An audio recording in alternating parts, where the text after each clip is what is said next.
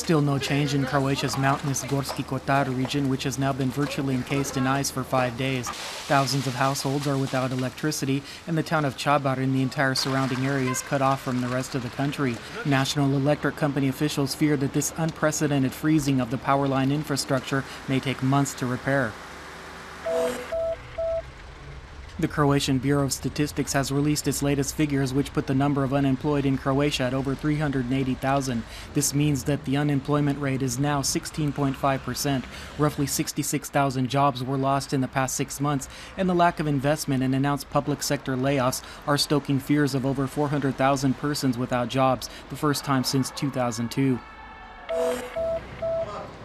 The Immunology Institute is an example of a once successful company whose employees are now filling the unemployment roles. The Croatian government is expected to appoint a new director for the institute at its session tomorrow, and according to reports, this will be Mario Meštrović, a senior advisor in the Economic Affairs Ministry's Industrial Restructuring Department. Biologist Srećko Sladoljev, who expressed an interest in assuming the institute's top post, told the press that the authorities purposely devastated the institute in order to more easily take it over. The Whistleblower Association today called on the Public Prosecution and the Anti-Corruption and Organized Crime Office to resolve the case of whistleblower Jasmina Jovev, who several days ago publicly accused Sisak Moslavina County Prefect Marina Lovrić-Merzel of misappropriation of county funds. The association posed the question of just how much time is required by the authorities to conduct all of the proper investigations and issue a stance on this case. In its statement, the association also pointed out that Jovev had already provided the necessary documentation to the relevant authorities last May. At the Zagreb County Court, Josip Boljkovac, who served as independent Croatia's first internal affairs minister, entered a plea of not guilty to charges that he ordered the arrest and liquidation of 21 civilians in the Duga Resa area near Karlovac in May 1945. At the time, the now 93-year-old Boljkovac was the chief of the local office of the Yugoslav Internal Security Service.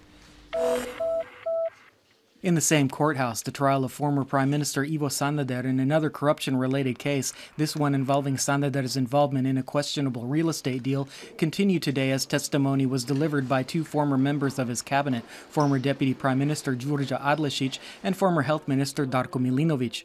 Adlešić said she learned all she knows about this case from the media, while Milinović said he only recalls another cabinet minister speaking about it, but not Sanader himself.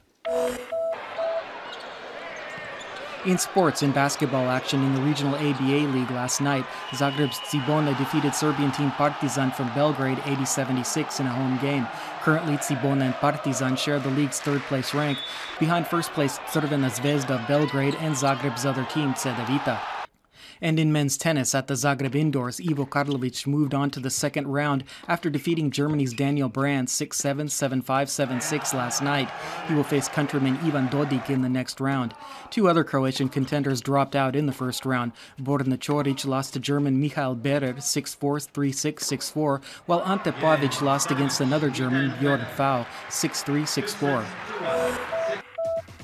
And finally, the weather forecast for the rest of the day. Skies will be mostly overcast with some sunshine in central and eastern regions. Rainfall can still be expected on the Adriatic coast and adjacent highland zones, but only rarely in central inland regions. Sirocco winds on the coast will gradually abate, and on the northern coast it will turn to southern and southwestern winds. Waves on the sea will also die down. Today's temperatures will range from 1 to 6 degrees Celsius inland and a little higher where there is more sunshine, and from 10 to 15 degrees on the coast.